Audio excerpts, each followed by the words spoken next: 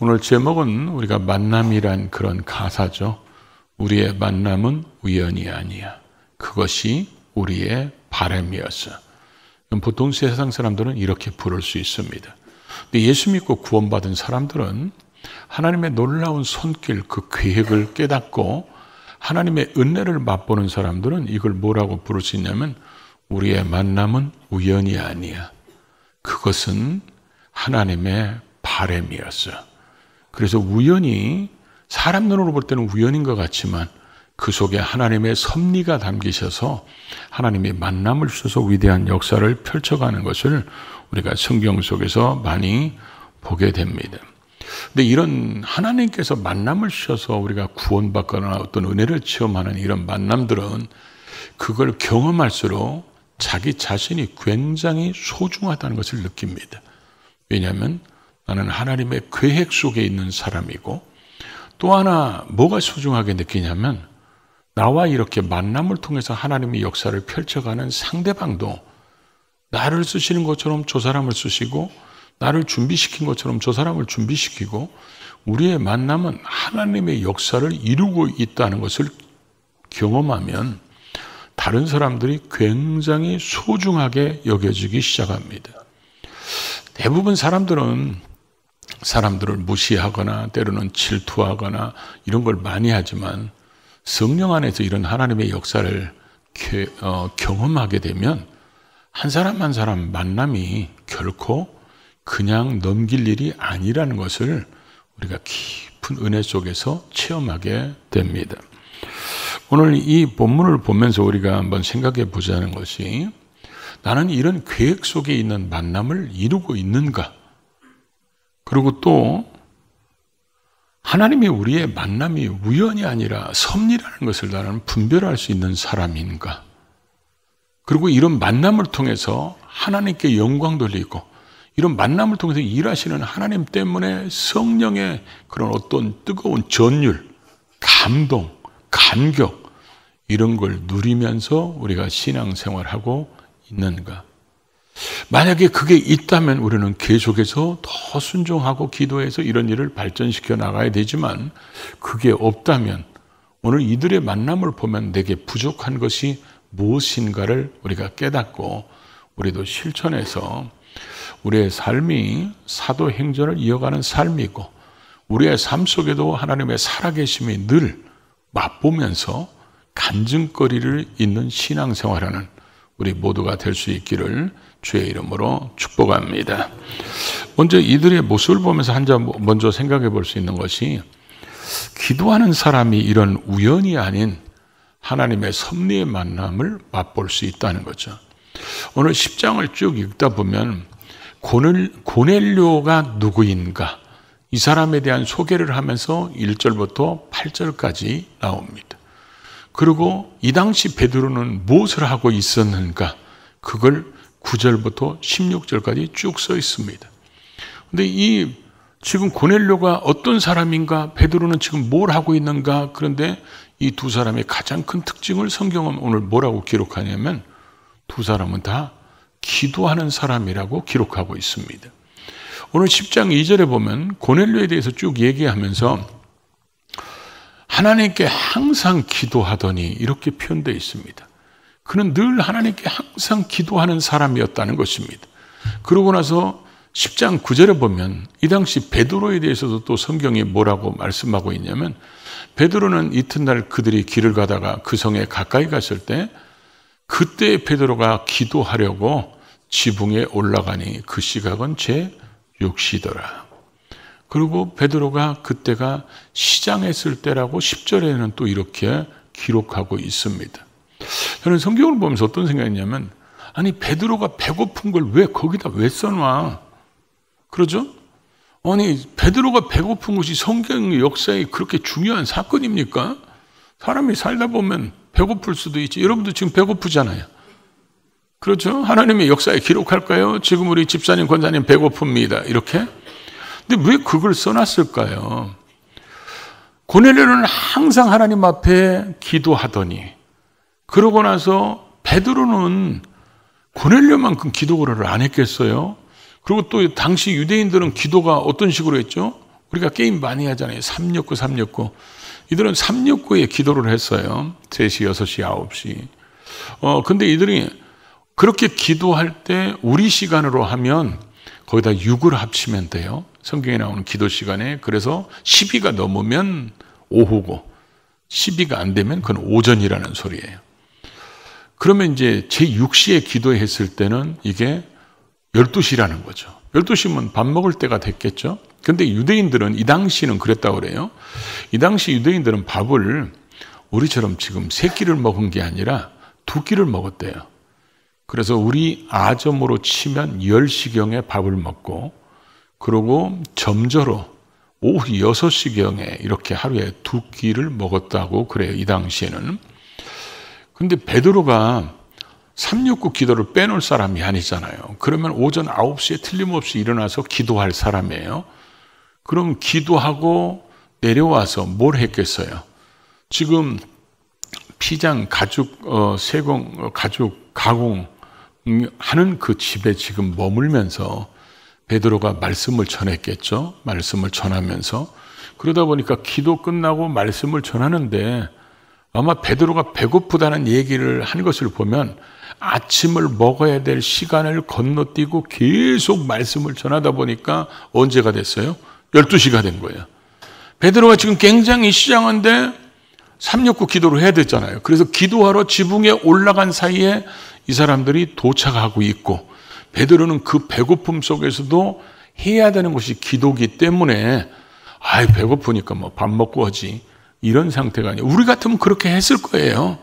그러다가 배부르면 이거 근데 나중에 하지 뭐 일단 자고 나서 이렇게 했을 텐데 베드로는 그런 배고픔 속에서도 하나님 앞에 정해진 기도를 하는 기도의 사람이었다는 것을 강조하려고 배고픔을 거기다 기록했던 것 같아요.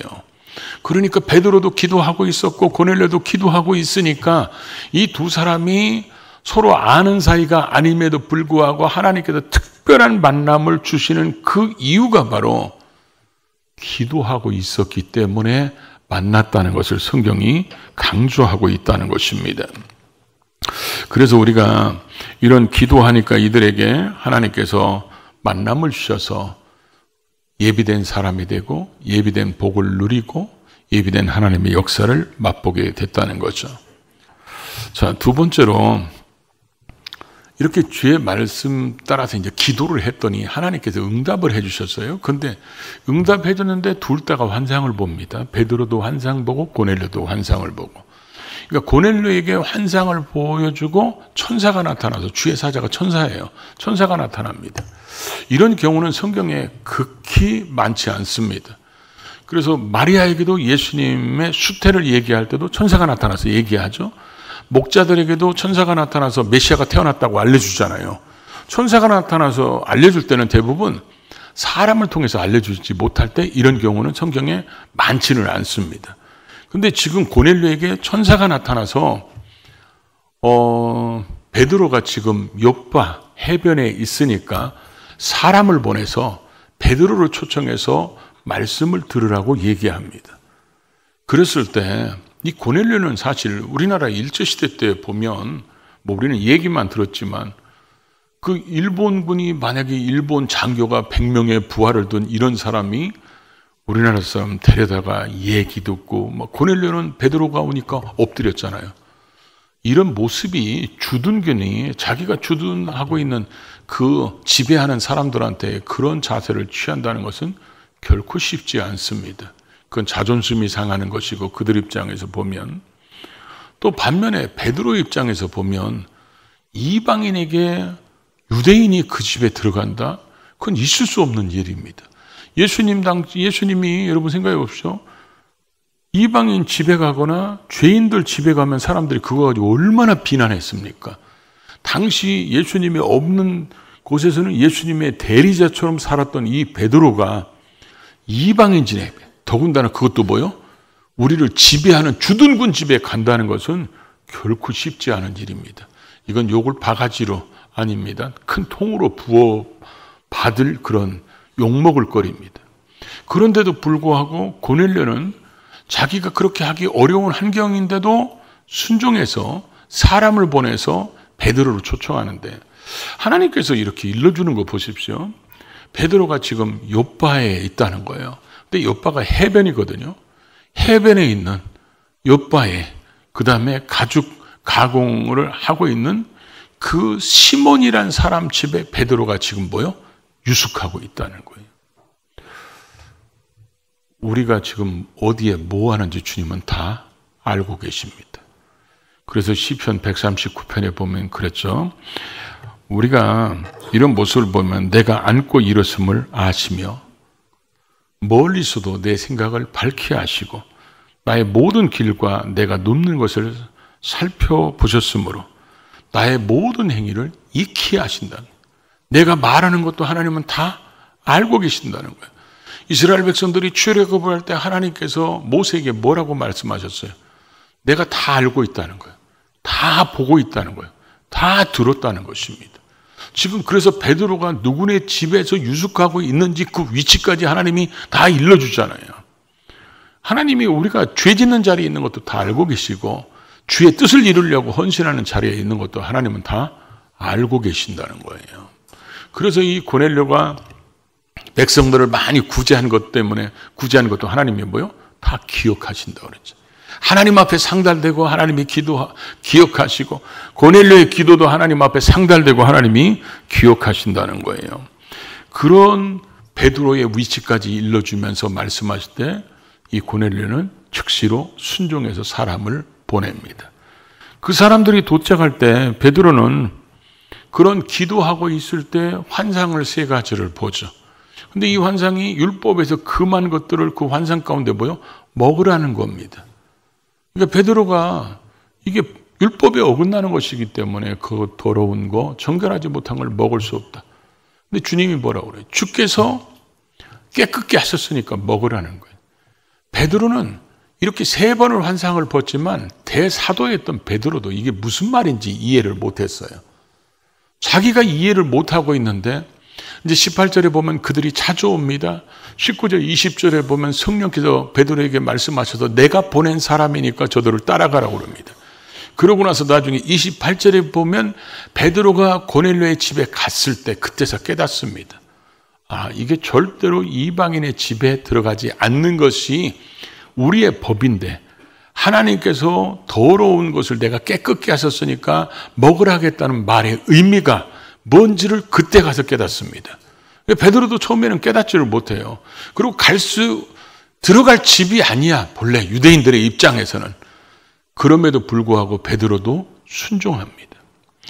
우리가 신앙생활하면서 어떤 사람은 자기 삶 속에서 하나님의 살아계심을 많이 경험하면서 살아가는 사람이 있고 어떤 사람은 그런 걸 경험하지 못하는 사람들이 있어요.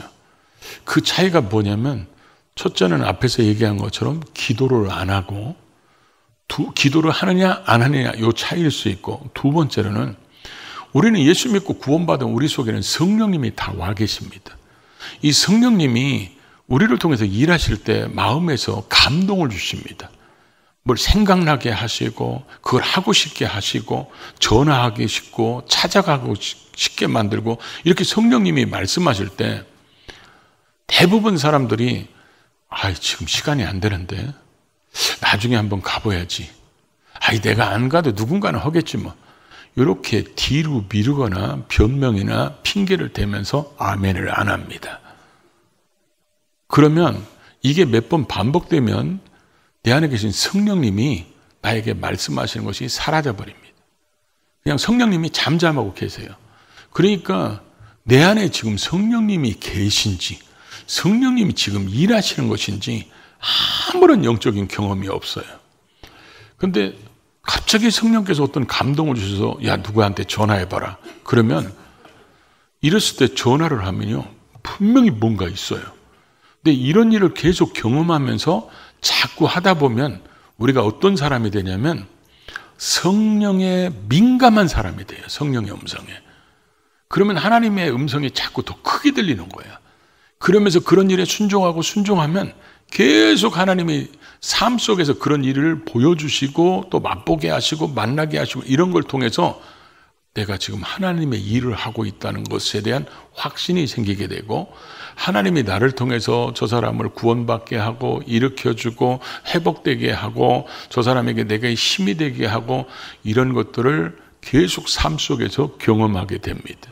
그러니까 여러분, 우리가 하나님께서 열어주시고 막아주시고 또 채워주시고, 또 하나님께서 이런 것들을 그냥 기도하는 게 아니고 삶에서 하나님이 그렇게 열어주시고 채워주시고 이런 것들을 경험해야 그렇게 하지, 우리는 하나님 앞에 미사여구를 많이 쓰는 기도를 원하는 게 아니에요. 하나님께서 내게 어떤 일을 행하셨는지 그대로 고백하기를 원하시는데, 우리의 삶 속에 그런 고백이 있어야 되는데 하나님이 그런 감동을 줬는데 순종을 안 해요. 베드로가 여기서 만약에 누가 보면 어떻게 해요? 이거 복음에 지장이 있습니다. 복음 전하는데 저 갈 수 없어요. 이렇게 했다고 생각해봐요. 고넬료도 내가 주둔군으로 지배하는 사람들한테 내가 그렇게 듣는다는 게 쪽팔리죠. 그래갖고 안 가서 봐요. 그러면 이런 위대한 만남이 이루어질 수 없었고, 이방인에게 복음이 합법적으로 복음 전하는 것이 하나님의 뜻이다, 이런 일들이 안 일어났을 거예요. 그런데 이 두 사람은 자기들이 그 하나님이 주신 그 환상을 통해서 깨달음을 주신 그 기도의 응답에 순종하기 어려운 조건이었고 환경이었지만 순종하니까 하나님의 놀라운 역사가 일어나게 됐다는 거죠. 지금 베드로도 순종하고 고넬료도 순종해가지고 결국 베드로가 자기 집에 옵니다. 베드로가 자기만 온 게 아니라 할례 받은 사람들, 그게 누구냐면 유대인들입니다. 예수를 믿기로 결심한 그 개종한 유대인들, 이 사람들 데리고 와서 베드로가 이들에게 복음을 전했더니 말씀 듣다가 성령 받는 일이 벌어졌어요.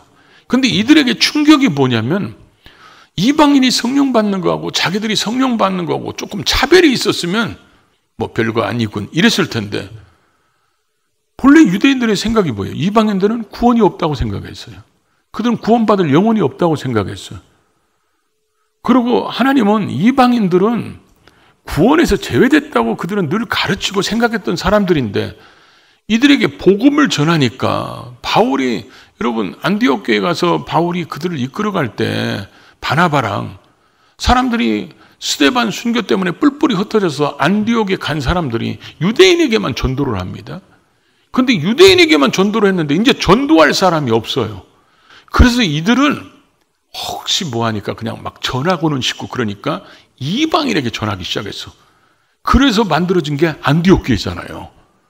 그러다 보니까 이게 합법적으로 이방인들에게 복음을 전해도 된다, 이런 에루살렘에서 사도회의나 에루살렘의 어떤 회의에서 결정된 바가 없는데 막 이방인들에게 복음이 전해지기 시작한 거예요. 그래서 에루살렘 회의가 열렸을 때 그때 베드로의 간증이 이제 거기서 나오는데, 베드로가 말씀을 전할 때 고넬료나 그의 가족이나 친척, 친구들이 자기들과 똑같이 성령을 받는 거예요. 똑같이 구원을 받고. 그러니까 이들은 놀랄 수밖에 없어요. 그것도 매우 놀랐다는 거예요. 당혹스럽게 놀랐다는 거예요. 어떻게 이방인이 구원을 받지? 어떻게 이방인이 성령을 받지? 그러고 나서 베드로가 뭐라고 얘기합니까? 이방인들이 이렇게 우리와 똑같이 구원받고 우리와 똑같이 성령 받았으니까 세례 주는 것을 누가 막을 수 있겠느냐? 그 얘기가 무슨 얘기예요? 하나님이 이방인도 구원받게 하고 하나님이 이방인도 성령 받게 하고 하나님이 이방인도 세례 받게 했는데 그걸 감히 누가 막겠냐는 거예요. 하나님이 하셨는데. 그래서 이방인들에게 세례를 주라고 베드로가 명령합니다. 베드로가 나중에 에르살렘 대회의할 때 이걸 인용해서 이방인도 우리와 똑같이 구원받고 성령 받는다. 그것 때문에 결론이 이방인에게 복음을 전해도 된다. 이렇게 회의에서 결정을 하게 되는 그 주인공이 바로 이 고넬료예요. 하나님이 특별히 만남을 주면 이런 일들이 우리의 삶 속에서 일어나게 된다는 거죠. 저도 전에 한번 말씀드렸지만 저도 다시 신앙생활 해가지고 성령 세례받고 교회 열심히 다녀서 주일학교가 뭐 23명이 200명 정도로 부흥되고 이랬을 때, 저희 교회가 완전히 큰 부흥이 일어났을 때 교회에 시험이 들었어요. 그래가지고 저희 청년들이 교회를 다 그만뒀어요. 안 나갔어요. 나는 시험 드는 경험이 있기 때문에 시험 든 사람들 마음을 알아요.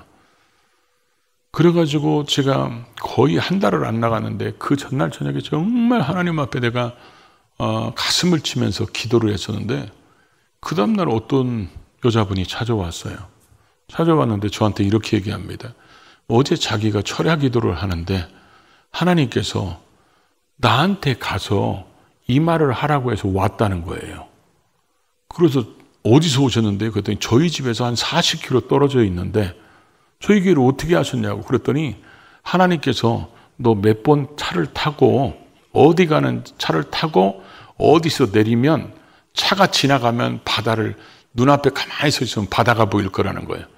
바다가 보이면 양쪽에 집이 있는데 가운데 도로가 왼쪽에 집이 두 채 붙어 있는 파란 대문집으로 들어가면 이 잘생긴 남자가 거기 있을 거라고 얘기했다는 거예요. 그래갖고 이분이 오셨어요. 오셔가지고 하나님이 다 알고 계시고 다 보고 계시고 하나님이 다 해결할 테니까 다시 교회로 돌아가세요. 그래가지고요 제가 조금 기다리시라고 그래서 그 청년들 다 다시 교사들 오라고 그랬어요. 거기서 다시 한번 얘기해 달라고. 그런데 이분이 다시 얘기했어요. 그러고 나서 이분 간 다음에 제가 그랬어요. 청년들한테 우리 다시 교회로 돌아간다. 그 청년들이 대부분 지금 목사님이 됐어요. 그때 당시. 그러니까 우리가 그 사람이 우리 집을 어떻게 알았겠어요? 하나님이 지금 여기도 주소 일러주잖아요. 그러니까 하나님이 이렇게 일러주셔서 근데 저는 그분하고 만난 시간이 극히 짧았어요. 그런데도 지금 그분의 얘기가요 제 가슴 속에 뜨거운 전율로 아직도 남아있는 것 같아요. 지금 이게 30년이 넘은 얘기인데 그러니까 이런 하나님이 특별한 만남을 주시는 것은 잊혀질 수가 없어요. 제가 한 번은 하나님 앞에 새벽에 기도하는데 아프리카를 가라고 계속 감동을 주시는 거예요. 근데 여러분 아프리카 가는 거 정말 끔찍해요. 비행기 타는 게. 그리고 지금 특별하게 우리가 헌당 예배를 드리거나 신학교 졸업식이 있거나 이런 것도 아닌데 아프리카를 가라는 거예요. 그래서 저희 선배 목사님한테 한번 얘기를 했어요. 선배님 교회에 그 근방에 저놓은 거 있으니까 교회 탐방할 겸해서 우리 아프리카를 한번 선교하러 갑시다. 그랬더니 이분이 가실 분이 아닌데 흔쾌히 허락하셔가지고 갔어요. 갔는데 한 선교사님한테 그렇게 가고 싶은 거예요. 그래가지고 비행기를 그 아프리카 대에서 또 비행기를 타가지고 거기를 갔는데 가서 얘기 들어보니까 하나님이 이분 때문에 그랬구나 그런 걸 알게 되고 두 부부가 심각한 위기에서 한국으로 철수하려고 다 헤어지려고 결심하고 그런데 제가 가서 화합되게 만들었어요. 그래서 지금도 선교 아주 잘하고 계십니다. 그분들에게는 예비된 사람이 저였어요. 하나님이 보내서 그 문제를 해결해 줬기 때문에. 우리는 지금도 살아계신 하나님이 성도들에게 힘들고 어려울 때 이런 위로자도 보내시고 또 어떤 사람에게 구원이 필요한 사람에게 전도자를 보내서 구원을 받게 하고 때로는 이런 말씀을 우리에게 하나님이 주셔서 우리에게 그런 비전을 다시 한번 점검하게 하고 이런 일을 만들어 가시는 분이 성령님이십니다. 그러니까 우리는 이런 일을 내 삶 속에 일어나지 않는다면 우리는 틀림없이 기도를 안 하거나 기도의 응답으로 성령님이 감동하시더라도 뒤로 미거나 환경을 타다거나 그렇게 산다면 우리는 이런 간증이나 이런 감동, 이런 전율을 맛보지 못하고 신앙생활 할 수 있어요. 오늘 다시 한번 우리가 9월달 들어서 새롭게 거룩한 영성운동에 도전하는 우리가 다시 한번 기도에 도전하시기 바랍니다. 그래서 하나님께서 왜 이렇게 하셨는지, 왜 이렇게 하라고 하셨는지, 그래서 기도했더니 하나님이 열어주시고, 기도했더니 하나님이 만나게 하시고, 기도했더니 하나님이 예비된 사람을 만나서 저와 여러분의 삶 속에도 더 간증이 풍성해지는 그런 신앙생활하는 우리 모두가 될 수 있기를 주의 이름으로 축복합니다.